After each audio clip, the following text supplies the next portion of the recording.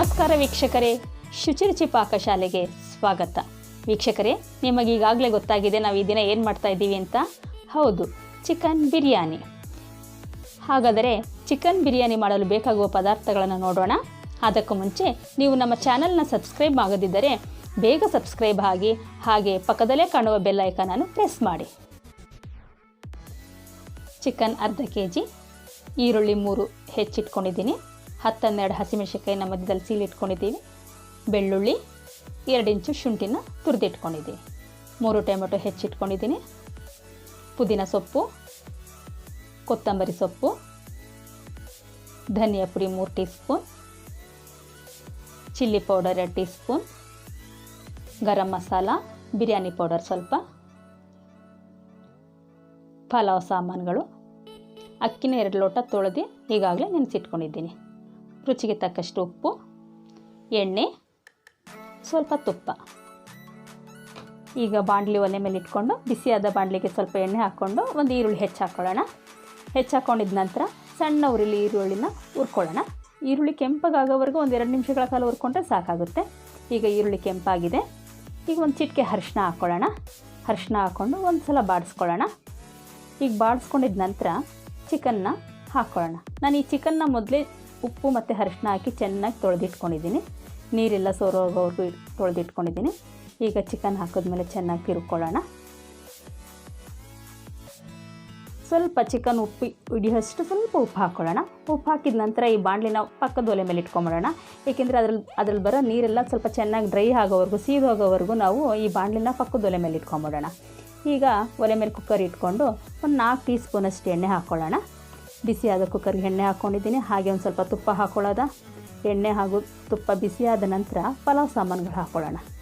ಪಲಾವ್ ಎಲೆ, ಲವಂಗ, ಕಸ್ತೂರಿ ಮೇಥಿ, ಚಕ್ಕೆ, ಲವಂಗ ಇದನ್ನೆಲ್ಲ ಚೆನ್ನಾಗಿ ಎಣ್ಣೆಯಲ್ಲಿ ಬಾಡಿಸ್ಕೊಳ್ಳೋಣ. ಸ್ವಲ್ಪ 1-2 ನಿಮಿಷಗಳ ಕಾಲ ಬಾಡಿಸ್ಕೊಂಡಿದ ನಂತರ ಈಗ ಹಸಿಮೆಣ್ಸಿನ್ಕಾಯಿ ಹಾಕ್ಕೊಳ್ಳೋಣ. ಹಸಿಮೆಣ್ಸಿನ್ಕಾಯಿನ ಚೆನ್ನಾಗಿ ಎಣ್ಣೆಲಿ ಹುರ್ಕೊಳ್ಳೋಣ. ಏಕೆಂದರೆ ಹಸಿಮೆಣ್ಸಿನ್ಕಾಯಲ್ಲಿರೋ ಖಾರ ಎಲ್ಲ ಎಣ್ಣೆ ಜೊತೆಲಿ ಬಿಟ್ಕೋಬೇಕು. ನಮಗೆ ಬಿರಿಯಾನಿ ರುಚಿ ಬೇಕು ಅಂದರೆ ಸ್ವಲ್ಪ ಹಸಿಮೆಣ್ಸಿನ್ಕಾಯಿನ ಚೆನ್ನಾಗಿ 1-2 ಸೆಕೆಂಡುಗಳ ಕಾಲ ಚೆನ್ನಾಗಿ ಹುರ್ಕೊಳ್ಳೋಣ. ಈಗ ನಾವು ಹೆಚ್ಚಿಟ್ಕೊಂಡಿರೋ ಈರುಳ್ಳಿ ಹಾಕ್ಕೊಳ್ಳೋಣ. ಈರುಳ್ಳಿನೂ ಸಹ ಈಗ ಮೀಡಿಯಮ್ ಉರಿ ಇಟ್ಕೊಳ್ಳೋಣ. ಒಲೆನ ಮೀಡಿಯಮ್ ಉರಿ ಇಟ್ಕೊಂಡು ಚೆನ್ನಾಗಿ ಹುರ್ಕೊಳ್ಳೋಣ. ನಮ್ಗೆ ಅಕಸ್ಮಾತ್ ಎಣ್ಣೆ ಸಾಕಾಗಲ್ಲ ಅಂದರೆ ಇನ್ನೂ ಸ್ವಲ್ಪ ಎಣ್ಣೆ ಹಾಕ್ಕೋಬೋದು ವೀಕ್ಷಕರು. ನಾನು ಎಣ್ಣೆ ಸ್ವಲ್ಪ ಕಡಿಮೆನೇ ಹಾಕ್ಕೊಂಡಿದ್ದೀನಿ.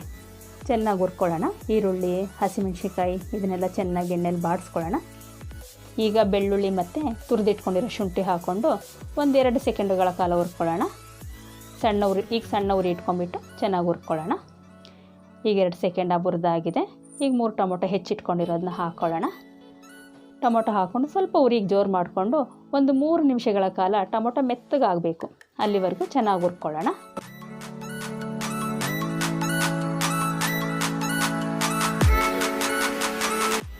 ಈಗ ಟೊಮೊಟೊ ಮೆತ್ತಗಾಗಿದೆ. ಚಿಟಿಕೆ ಅರಿಶಿನ ಹಾಕ್ಕೊಂಡು ಪುದೀನ ಸೊಪ್ಪು ಹಾಕ್ಕೊಳ್ಳೋಣ. ಪುದೀನ ಸೊಪ್ಪನ್ನ ಎಣ್ಣೆಯಲ್ಲಿ ಚೆನ್ನಾಗಿ ಹುರ್ಕೊಳ್ಳೋಣ. ಈರುಳ್ಳಿ, ಟೊಮೊಟೊ, ಹಸಿಮೆಣ್ಸಿನ್ಕಾಯಿ ಜೊತೆ 1-2 ಸೆಕೆಂಡುಗಳ ಕಾಲ ಹುರ್ಕೊಳ್ಳೋಣ. ಈಗ ಪುದೀನ ಎಣ್ಣೆಯಲ್ಲಿ ಚೆನ್ನಾಗಿ ಹುರಿದಿದೆ. ಈಗ ನಾವು ಪಕ್ಕದ ಒಲೆ ಮೇಲೆ ನೀರು ಸಿಯ್ಯಕ್ಕಿಟ್ಟಿದ್ದ ಚಿಕನ್ ಹಾಕೋಣ. ಕೆಲವರು ಈ ಒಗ್ಗರಣೆಗೆ ಹಸಿ ಚಿಕನ್ ಹಾಕ್ಕೊಂಡ್ಬಿಡ್ತಾರೆ, ಆದರೆ ಅಷ್ಟು ಚೆನ್ನಾಗಿರಲ್ಲ. ಇದೊಂಥರ ಡಿಫ್ರೆಂಟ್ ಆಗಿದೆ. ನಾವು ಮೊದಲೇ ಸ್ವಲ್ಪ ಒಂದು ಈರುಳ್ಳಿ ಹೆಚ್ಚಾಕಿ ಅರಿಶಿನ ಉಪ್ಪು ಹಾಕಿ ನೀರು ಸಿಯ್ಯಕ್ಕಿಟ್ಟಿದ್ದೀವಿ. ಅದರಲ್ಲೇ ಕೆಟ್ಟ ನೀರೆಲ್ಲ ಅಲ್ಲೇ ಸೀದೋಗಿರೋದ್ರಿಂದ ಆ ಥರ ಒಗ್ಗರಣೆ ಮಾಡಿದ ಚಿಕನ್ ಈ ಥರ ಹಾಕ್ಕೊಂಡ್ರೆ ಬಿರಿಯಾನಿ ಒಂಥರ ಸ್ವಲ್ಪ ಡಿಫ್ರೆಂಟಾಗಿ ಚೆನ್ನಾಗಿ ಬರುತ್ತೆ. ನಾನಿಲ್ಲಿ ಯಾವುದೇ ರೀತಿಯ ತೆಂಗಿನಕಾಯಿ ಆಗಲಿ ಅಥವಾ ಹೆಚ್ಚು ಮಸಾಲ ಪದಾರ್ಥಗಳನ್ನು ಉಪಯೋಗಿಸದೆ ಮಾಡ್ತಿರೋ ಸಿಂಪಲ್ ಬಿರಿಯಾನಿ ಇದು. ಚಿಕನ್ನ ಚೆನ್ನಾಗಿ ಈಗ ಈ ಮಸಾಲೆ ಜೊತೆಗೆ ಹೊಂದ್ಕೊಳ್ಳೋಂಗೆ 3 ನಿಮಿಷಗಳ ಕಾಲ ಚೆನ್ನಾಗಿ ಹುರ್ಕೊಳ್ಳೋಣ. ಪಕ್ಕದ ಒಲೆ ಮೇಲೆ ನೀರು ಮರಳಕ್ಕಿಟ್ಟಿದ್ದೀನಿ ನಾನು ಈಗಾಗಲೇ. ಈಗ ತೊಳೆದಿಟ್ಕೊಂಡಿರೋ ಅಕ್ಕಿನ ನೀರೆಲ್ಲ ಸೋಸಿಬಿಟ್ಟು ಹಾಕ್ಕೊಳ್ಳೋಣ. ನಾನು 2 ಲೋಟ ಅಕ್ಕಿಗೆ 4 ಲೋಟಕ್ಕೆ ಸ್ವಲ್ಪ ಕಡಿಮೆ ನೀರನ್ನ ಮರಳಕ್ಕಿಟ್ಕೊಂಡಿದ್ದೀನಿ. ಅಕ್ಕಿನ ಚೆನ್ನಾಗಿ ನೀರೆಲ್ಲ ಸೋಸಿಬಿಟ್ಟು ಹಾಕ್ಕೊಳ್ಳೋಣ. ಈಗ ಗರಂ ಮಸಾಲೆ ಮತ್ತು ಬಿರಿಯಾನಿ ಪೌಡ್ರು, ಧನಿಯಾ ಪೌಡರು 2 ಟೀ ಸ್ಪೂನು, ಮತ್ತು ಈಗ ಚಿಲ್ಲಿ ಪೌಡ್ರ್ ಹಾಕ್ಕೊಳ್ಳೋಣ. 2 ಟೀ ಸ್ಪೂನಷ್ಟು ಚಿಲ್ಲಿ ಪೌಡ್ರು ಮತ್ತು ರುಚಿಗೆ ತಕ್ಕಷ್ಟು ಉಪ್ಪು ಎಲ್ಲ ಹಾಕಿಬಿಟ್ಟು ಚೆನ್ನಾಗಿ 1-2 ಸೆಕೆಂಡ್ಗಳ ಕಾಲ ತಿರುಕೊಳ್ಳೋಣ. ಚೆನ್ನಾಗಿ ತಿರ್ಕೊಳ್ಳೋಣ. ಚಿಕನ್ನು, ನಾವು ಒಗ್ಗರಣೆ ಮಾಡಿದ ಮಸಾಲೆ, ಅಕ್ಕಿ, ಈಗ ನಾವು ಹಾಕಿರೋ ಸ್ಪೈಸಿ ಪೌಡರ್ಗಳು ಎಲ್ಲ ಒಂದಕ್ಕೊಂದು ಮಿಕ್ಸ್ ಆಗೋ ಹಾಗೆ ಒಂದು ಮೀಡಿಯಮ್ ಉರಿ ಇಟ್ಕೊಳ್ಳೋಣ. ಫುಲ್ಲು ಹೈ ಉರಿನೂ ಬೇಡ, ಕಡಿಮೆ ಎಂದು ಬೇಡ, ಒಂದು ಮೀಡಿಯಮ್ ಆಗಿ ಇಟ್ಕೊಂಡು ಚೆನ್ನಾಗಿ 1-2 ಸೆಕೆಂಡ್ಗಳ ಕಾಲ ಮಿಕ್ಸ್ ಕೊಡೋಣ. ಈಗ ಆಗಿದೆ. ಈಗ ನಾನು ಪಕ್ಕದಲ್ಲಿ ನೀರು ಮರಳಕ್ಕೆ ಇಟ್ಟಿದ್ದೀನಲ್ಲ, ಅದನ್ನು ಹಾಕ್ಕೊಳ್ಳೋಣ.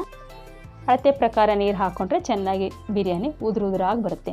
ನಾವು ನೀರು ಹಾಕಿದ ತಕ್ಷಣ ನಾವು ಕುಕ್ಕರ್ ಮುಚ್ಚಿಬಿಡಬಾರ್ದು. ಆಗ ಮಸಾಲೆ ಮತ್ತು ನೀರು ಎಲ್ಲ ಸಪ್ರೇಟಾಗಿ ಒಂದೊಂದು ಕಡೆ ಆಗಿಬಿಡುತ್ತೆ. ಮಸಾಲೆ ಎಲ್ಲ ಮೇಲೆ ನಿಂತ್ಕೊಂಡ್ಬಿಡುತ್ತೆ, ಅನ್ನ ಕೆಳಗೆ ನಿಂತ್ಕೊಂಡ್ಬಿಡುತ್ತೆ. ಚೆನ್ನಾಗಿ ಕುದಿ ಬಂದ ನಂತರ ನಾವು ಕುಕ್ಕರ್ ಮುಚ್ಚಿದ್ರೆ ಚೆನ್ನಾಗಿ ಎಲ್ಲ ಹಿಡಿದಿರುತ್ತೆ. ಅನ್ನಕ್ಕೆ ಉಪ್ಪು, ಖಾರ, ಮಸಾಲೆ ಪದಾರ್ಥ ಎಲ್ಲ ಹಿಡಿದಿರುತ್ತೆ. ಈ ರೀತಿ ಕುದಿ ಬಂದ ನಂತರ ನಾವು ಕುಕ್ಕರ್ ಮುಚ್ಚಬೇಕಾಗುತ್ತೆ. ಸ್ವಲ್ಪ ಕೊತ್ತಂಬರಿ ಸೊಪ್ಪು ಉದುರಿಸ್ಕೊಂಡು ಒಂದು ತಿರುವು ಕೊಡೋಣ. ನೋಡಿ, ಈಗ ಚೆನ್ನಾಗಿ ಕುದಿ ಬಂದಿದೆ ನೀರು.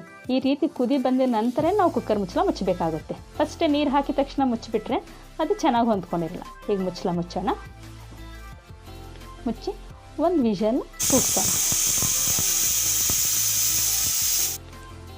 ಈಗ ಪ್ರೆಷರ್ ಹೋಗಿದೆ, ಕುಕ್ಕರ್ ಮುಚ್ಚಳ ತೆಗೆಯೋಣ. ಆಹಾ, ಬಿರಿಯಾನಿಯ ಘಮ ಘಮ ಪರಿಮಳ ತುಂಬ ಸೊಗಸಾಗಿದೆ ವೀಕ್ಷಕರೇ.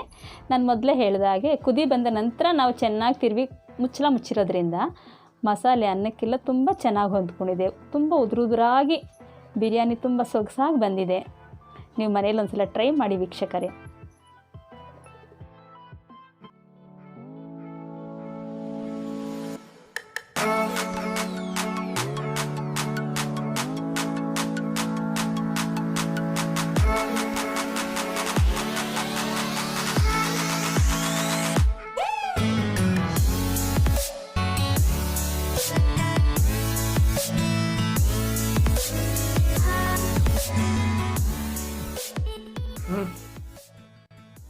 ಈಗ ಸಿಂಪಲ್ಲಾಗಿ ತುಂಬ ರುಚಿಕರವಾದ ಬಿರಿಯಾನಿ ರೆಡಿಯಾಗಿದೆ ವೀಕ್ಷಕರೇ.